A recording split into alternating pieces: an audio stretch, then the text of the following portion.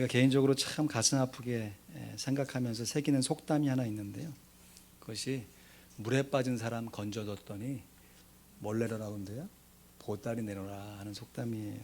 참 이와 어울릴 만한 이솝우화가 하나 있는데요. 제목이 늑대와 두루미입니다. 하루는 늑대가 먹이를 먹다가 그만 목에 가시가 걸리고 말았습니다. 우리 같은 손이 없으니까 목에 걸린 가시를 빼낼 수가 없잖아요. 캑캑거리면서 막 애를 썼는데 자기 힘으로는 도무지 가시를 빼낼 수가 없는 것이에요. 그때 지나던 두루미에게 좀 도와달라, 이런 상황에 있다 하면서 간청합니다.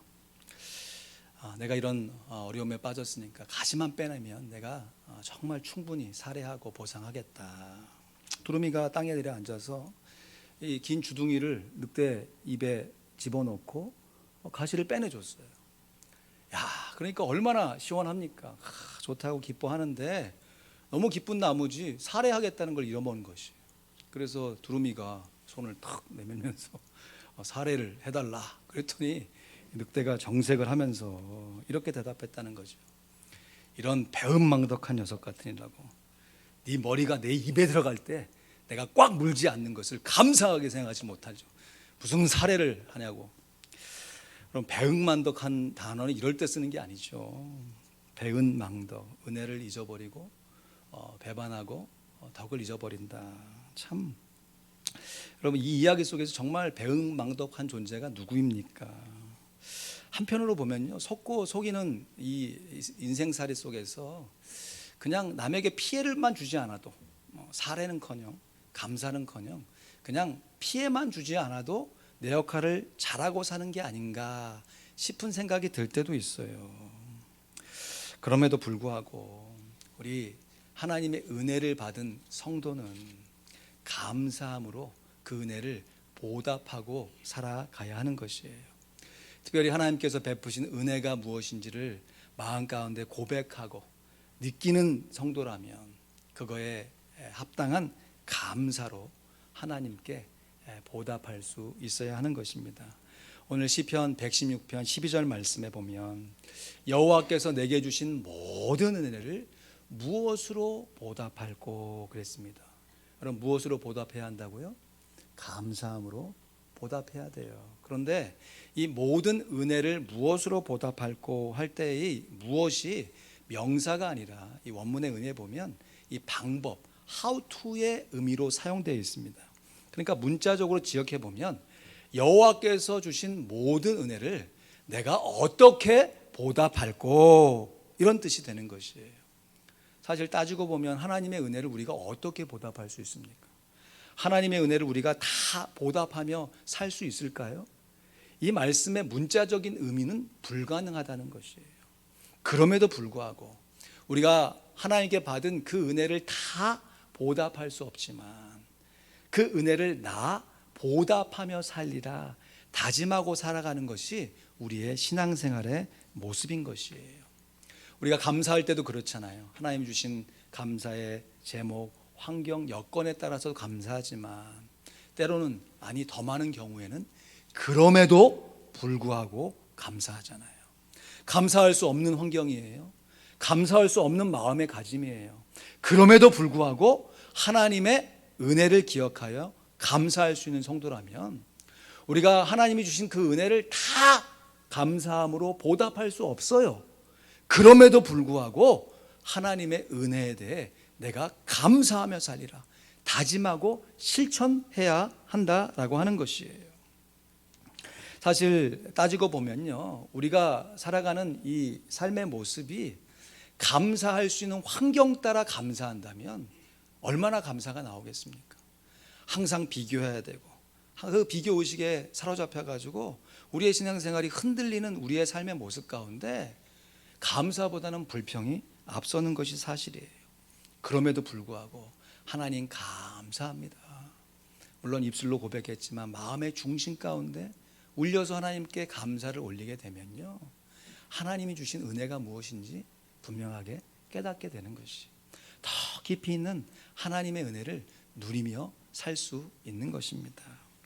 사실 이 추수감사절의 유래도 감사할 수 있는 환경 속에서 감사한 것이 아니라 그럼에도 불구하고 감사했던 그 감사의 위대함이 오늘날 우리들에게 전수되고 있는 것이 아니겠습니까? 1620년 12월 26일 크리스마스가 지난 그 다음 날 청교도 102명이 미지의 대륙, 지금의 플리머스라고 부리는 그 지역의 주변에 상륙하게 되는데요. 사실 그 지역이 플리머스라고 불리는 것은 이 영국에서 출발할 때의 그 항구 이름이 플리머스였기 때문에 떠나온 그 항구의 이름을 따서 새롭게 정착해야 할 그 도시를 플리머스라고 지은 것이에요. 그래서 처음부터 끝까지 이 감사의 찬송을, 감사의 기도를 끊이지 않고 올렸습니다. 사실 따지고 보면 감사할 수 있는 것보단 불평할 것은 훨씬 더 많은 환경 속에서도 대서양을 지나오기에는 그 당시에 이 배의 기술력으로 참 크지 않는 배였어요. 많은 사람이 타고는 왔지만 그 중에 한 명이 죽고 한 명이 또 태어났다고 그래요. 그러면서 그들이 감사했던 진정한 감사가 뭐냐, 이렇게 어려운 황해 속에서도 단 한 명도 지금의 현실의 삶이 힘들다고 불평하거나 원망해서 다시 영국으로 돌아가겠다 생각한 것이 아니라 오히려 지금의 환경은 어렵지만 이렇게 양심의 자유를 따라서 하나님 앞에 자유롭게 예배할 수 있는 것에 오히려 더 큰 감사가 있다 했던 것이에요. 그래서 개척한 지 3년째 그것을 지나가면서 이 당시의 초대 지사였던 윌리엄 브래포드가 높으신 하나님께서 우리에게 이러한 풍성한 수확을 주셨다, 무엇보다 우리에게 양심의 자유를 따라 하나님께 자유롭게 예배할 수 있게 하셨다 하면서 추수 감사절 예배를 하나님께 올려드렸죠. 1623년 11월 29일 목요일입니다. 그래서 오늘날도 목요일을 추수 감사절로 지키고 있는 것이죠. 남녀노소 온 가족이 함께 모여가지고 지금까지 베푸신 하나님의 은혜에 대해서 감사의 예배를 올렸습니다. 하지만 우리가 잘 알고 있듯이 이 건국의 아버지들이 환경이 풍요로웠기 때문에 하나님 앞에 감사 예배를 드린 게 아니죠. 여러분, 오늘만 해도 얼마나 춥습니까? 그러나 우리는 이 동남부 지역에 있잖아요. 동북부 지역 뉴스에서 보시죠. 지금 폭설이 내려가지고 얼마나 추운지 모릅니다. 이러한 추운 날씨, 지금에야 뭐 제대로 된 집도 있고 난방시설도 갖추고 살아가지만 그 당시에 무슨 제대로 된 집이나 난방시설이 있었겠어요. 그리고 얻은 이 수확물이라고 해봐야 얼마나 대단한 것이겠어요. 이들이 개척할 당시에 대부분의 사람들이 하루에 옥수수 5개 먹고 버텼대요. 그런데도 그 매서운 추수를 함께 거두면서 하나님 앞에 감사 예배를 올렸다는 것이죠. 그래서 땡스 기빙 데이가 된 거죠. 땡스 기빙 데이, 한국어로 번역하면 감사 주일 예배가 된 것이. 여러분, 우리가 잘 읽어야 돼요. 감 사주는 날이 아니고 감사 주는 날이에요. 그죠? 그러니까 선물로 감을 줄 수도 있겠지만 말로 감사합니다 이렇게 고백하는 게 너무너무 귀하다는 것이에요. 우리 주변 앞뒤 좌우로 한번 인사하시면 다시 한번 얘기해 볼까요? 감사합니다 이렇게 한번 인사하시죠. 감사합니다. 예, 감사합니다. 예, 정말 감사합니다. 예. 환경 따라 감사한 것이 아니라 믿음 따라 감사했던 신앙의 고백인 것이죠.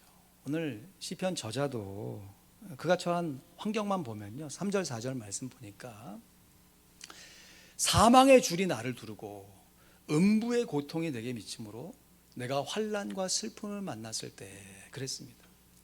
여러분, 시적으로 표현했지만 사망이 마치 그물처럼 밧줄처럼 나를 두르고 있대요. 여러분, 우리가 조금만 아파도 몸이 막 욱신거리고 고열에 힘겨울 때 꼭 죽을 것 같잖아요. 그죠? 그럴 때 정말 힘들고 어렵다 할 때 사망의 줄이 나의 온몸을 두르고 있는 것 같은, 지옥의 고통이 내게 미치고 있는 것 같은 그런 환경 속에 처해질 때가 있다라고 하는 것이죠. 그런데 신앙을 갖고 있는 믿음의 사람은 그때 오히려 하나님 앞에 불평과 원망을 쏟아내는 것이 아니라 간구와 감사의 기도를 하나님 앞에 올릴 수 있다라고 하는 것이, 내가 여호와의 이름으로 기도하기를 여호와여 주께 구하오니 내 영혼을 건지소서 하였도다. 내가 내 힘만 의지하여 살지 아니하고 하나님의 능력을 의지하여 살아가겠다 결심하여 기도했다는 것이죠. 환난 중에 기도하는 성도는 하나님으로부터 응답의 역사를 체험하게 되는 줄로 믿습니다. 하나님의 은혜를 실제적으로 받아 누리는 것이에요. 그 은혜의 고백이 7절에서 8절 고백이죠. 우리 영혼에게 우리도 함께 외치면서 같이 고백해 볼까요? 시작. 내 영혼아 내 평안함에 돌아갈지어다. 여호와께서 너를 후대하심이로다. 주께서 내 영혼을 사망에서 내 눈을 눈물에서 내 발을 넘어짐에서 건지셨나이다. 아멘. 이런 감사의 고백은요, 어떤 특별한 신앙인, 성경의 위대한 인물들만 할 수 있는 것이 아니고 우리와 동시대를 살아가면서, 아니 우리보다 훨씬 더 어려운 환경 속에서도 얼마든지 믿음을 갖고 하나님을 향하여서 감사의 찬양과 고백을, 기도를 올릴 수 있는 것이에요. 여러분, 이 시간 제가 직접 만나보지 못했지만 여러분께 순자 씨를 소개해 드리려고 합니다. 제가 참 존경하는 선배 목사님을 통해서 알게 된 분인데요. 보시는 사진은 이 목사님이 10년 전에 이 순자 씨와 함께 찍은 사진이에요. 제가 소개하는 것보다 이 문장력이 참 좋으신 선배 목사님의 글을 읽어드리는 것이 더 좋겠습니다. 나는 매년 추수감사절이 오면 예배를 마치고 꼭 찾아뵙는 분이 있다. 내가 이분을 만난 지는 약 12년이 되었다. 이분의 성함은 최순자이고 경기도 안성에서 혼자 살고 있다. 나이는 50대 초반인데 오빠는 장애인이고 언니는 투병 중이어서 함께 살 수가 없는 상황이다. 이분은 16살 꽃다운 나이에 루마티스 관절염에 걸려 자리에 눕고 말았다. 이때부터 평생 앉아보지도 못하고 누워서만 생활하게 되었다. 현재 팔이 휘었고 손가락 관절도 휘어 물건을 잡을 수가 없다. 다리도 완전히 휘었고 움직일 수도 없다. 이빨도 하나도 없이 다 빠져서 윗몸으로만 죽만 먹고 살고 있다. 이분이 할 수 있는 유일한 두 가지가 있다. 말하는 것과 볼 수 있다는 것. 그 외에는 아무것도 할 수가 없다.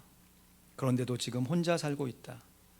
밤에는 이웃집 할머니가 도와주고 낮에는 사회복지사가 돕고 있다. 그런데 이분이 CTS 복음방송을 보면서 믿음을 갖게 되어 얼마나 순수한 신앙생활을 하고 있는지 모른다. 물론 교회에 가보지도 못했고 갈 수도 없지만 하나님을 사랑하는 마음이 얼마나 지극한지 모른다. 그런데 이런 분이 나를 위해 매일같이 기도해 주시고 대화할 때마다 감사가 넘치고 행복하다는 말을 자주 한다. 그러니 내가 이분 앞에서 할 말이 없다. 이분에게는 내일이 없다. 오늘 하루가 꺼져가는 등불처럼 위태하기만 하다. 그래서 하루하루를 진정으로 감사하면서 기적같이 살고 있다. 이번 추수감사절에도 이분을 만나면서 내 자신이 한없이 초라해지면서 내 마음이 정화되는 느낌이다. 이런 분이 하나님께 날마다 감사하다고 고백하고 있는데 사지 멀쩡한 나는 날마다 감사를 못하고 살고 있다. 너무 새 속에 물들어 있다. 이분과 헤어지면서 내년 추수감사절에 뵙자는 인사는 하지 않았다. 이분에게는 하루하루가 너무 긴데 내년을 기억하는 것은 점점점. 그래도 매년 추수감사절마다 이렇게 만났다. 나는 내년에도 만날 줄 믿으며 이분과 한 장의 사진을 이렇게 남겼다. 좀 멀어서 좀 안 보이시겠지만 이분의 얼굴이, 표정이 보이시나요? 10여 년 전에 추억을 며칠 전에 다시 이렇게 올리시면서 이렇게 그날의 일을 회상하며 글을 또 적었습니다. 매년 추수감사절이 돌아오면 생각나는 애인 한 분이 계신다. 물론 지금은 천국에서 행복한 시간들을 보내고 계시겠지만 참 감사했던 순자씨 사진으로 보는 것처럼. 인간적으로 보면 너무 불쌍하지 않습니까? 이러한 삶에 무슨 희망과 내일이 있다 고백할 수 있겠어요? 그럼에도 자신의 주어진 삶 속에 감사함으로 다른 사람을 위해 기도하는 기도의 용사의 삶, 천국에서 하나님께서 바라보실 때 참으로 귀한 삶이었다. 힘들고 어려웠지만 나의 영광을 위해 산 삶이라 고백하지 않으시겠습니까? 오늘 설교는 감사 찬양으로 맺고 싶습니다. 우리 강동원 장로님과 제가 듀엣으로 감사 찬양을 올릴 때 여러분들도 입술로 고백하되 진심으로 고백하시면 좋겠습니다. 우리 1절을 강동원 장로님, 2절은 제가 찬양하고 3절은 여러분 함께 찬양하도록 하겠습니다. 여러분 주보에 보시면 이 찬양의 가사가 기록되어 있습니다. 1절만 제가 읽어드립니다. 날 구원하신 주 감사, 모든 것 주신 감사, 지난 추억이네 감사, 주 내 곁에 계시네. 향기로운 봄철의 감사, 외로운 가을날 감사, 사라진 눈물도 감사, 나의 영혼 평안해.